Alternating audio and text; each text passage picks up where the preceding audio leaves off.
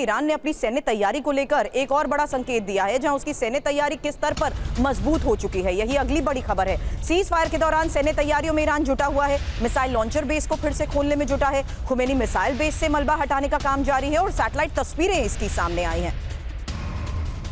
Iran की बड़ी satellite तस्वीरों से ही तैयारी को लेकर यह खुलासा हुआ है, जहां अंडरग्राउंड मिसाइल बेस को खोलने का काम भी जारी है और मलबा हटाकर मिसाइल लॉन्चर निकालने की यह कोशिश। हालांकि खुमैनी मिसाइल बेस का मलबा हटाने का काम जारी है।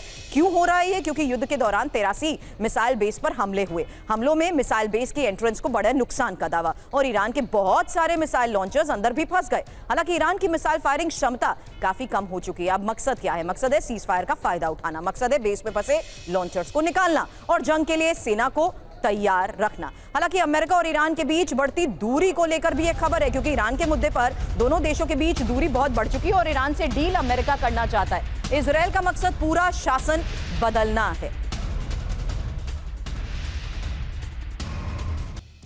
जल्द आपके सामने एक इंफॉर्मेशन रखते हैं, क्योंकि ये दो देश युद्ध एक लेकिन लक्ष्य अलग अलग। जहां देखिए किस तरीके से अमेरिका युद्ध खत्म करना चाहता है और इजरायल चाहता है कि सत्ता परिवर्तन होकर रहे। सत्ता परिवर्तन ही इजरायल का अंतिम लक्ष्य है और ईरान से समझौता नहीं होगा, ये इजरायल रुख साफ कर चुका है। जबकि अमेरिका ईरान से बातचीत का पक्षधर है। एक और बड़ा फैक्टर, जहां अमेरिका डिप्लोमेसी की तरफ तो झुका हुआ नजर आ रहा है, जबकि इजरायल ईरान को तबाह करने पर अड़ा हुआ है। इसलिए इजरायल नहीं चाहता कि ये खुद युद्ध खत्म हो। हालांकि वजह भी समझ लीजिए, क्योंकि ईरान के मुद्दे पर अमेरिका और इजरायल के बीच बढ़ती दूरी एक सबसे बड़ी वजह है और ट्रंप डील की तरफ जा रहे हैं तो इजरायल असंतुष्ट नजर आ रहा है।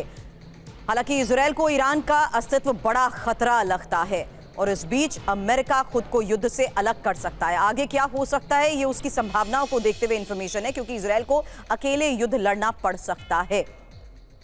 ऐसा हुआ तो दोनों के संबंध काफी बिगड़ सकते हैं। अब युद्ध के दौरान ईरान को चीनी मदद मिली है। ये एक और बड़ी खबर है, जहां चीनी जासूसी उपग्रह TEE-01B की मदद, और ये चीनी उपग्रह ने ईरान को नई क्षमता दी है। सटीक हमले के लिए सैटेलाइट इमेज से मदद ली गई। यही एक्सपर्ट्स बड़ा दावा कर रहे थे कि किस तरीके से ईरान ने मैपिंग कर रखी है और जोरदार असरदार हमलों को अंजाम दे रहा है ईरान। कैसे? जिसको लेकर एक्सपर्ट्स भी कहते थे कि ये चीन की मदद से हो रहा है। फिलहाल इसी के बारे में इंफॉर्मेशन कि कैसे चीन बना ईरान का मददगार, और खबर यह है कि ईरान ने चीनी जासूसी उपग्रह का इस्तेमाल किया। चीनी उपग्रह ने सटीक हमला करने की क्षमता दी और चीन के जासूसी उपग्रह का नाम है TEE-01B।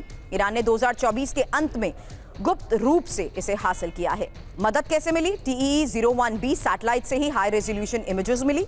रियल टाइम डेटा का इस्तेमाल हमले के लिए हुआ और ईरान के अपने सैटेलाइट में यह सुविधा नहीं थी। हालांकि कहां पर हमले हुए, जल्द एक और इनपुट आपके सामने, क्योंकि अमेरिकी सैन्य बेस को टारगेट किया गया, रडार सिस्टम टारगेट किए गए, एयरक्राफ्ट नष्ट हुए और साथ ही इजरायल के शहरों पर भी टारगेट हुआ। हालांकि अब अमेरिका ने एरियल रिफ्यूलिंग विमानों की कमी, खबर यह है कि युद्ध के दौरान कई विमानों के नष्ट होने से यह कमी हो गई है और पुराने KC-135 विमानों को इस्तेमाल में लाने की तैयारी है। अमेरिका की सैन्य क्षमता पर अब सवाल उठ रहे हैं।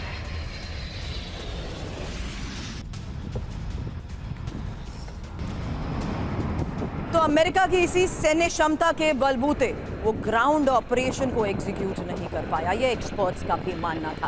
हालांकि जिस तरीके से ये पूरी टेरेन है, उसमें अमेरिका के लिए बड़े चैलेंजेस हो सकते हैं और अब तो ये भी साफ है कि किस तरीके से अपने न्यूक्लियर प्रोग्राम के तहत ईरान आगे बढ़ने की तैयारी कर चुका है, क्योंकि अमेरिका की किसी भी स्ट्राइक का इस पर कोई असर नहीं हुआ। लेकिन अमेरिका का ईरान से टेंशन पुराने विमानों पर हुआ निर्भर। क्यों? क्योंकि अमेरिका में एरियल रिफ्यूलिंग विमानों की कमी को लेकर दावा किया जा रहा है और दशकों पुराने KC-135 विमानों को निकालना पड़ा। नई पीढ़ी के टैंकर अभी पर्याप्त संख्या में उपलब्ध नहीं है और ईरान के हमलों में तबाह हुए कई रिफ्यूलिंग विमान। पहले से ही एरियल रिफ्यूलिंग विमानों की कमी थी और ईरान युद्ध ने इसे और बदतर बना दिया है।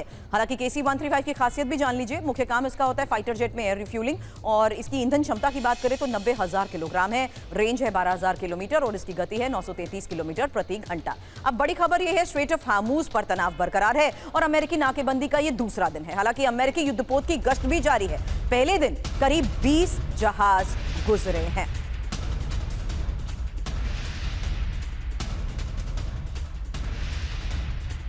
तो स्ट्रेट ऑफ हार्मूज की नाकेबंदी और उसका अब ये दूसरा दिन है और अमेरिकी युद्धपोतों की गश्त भी जारी है।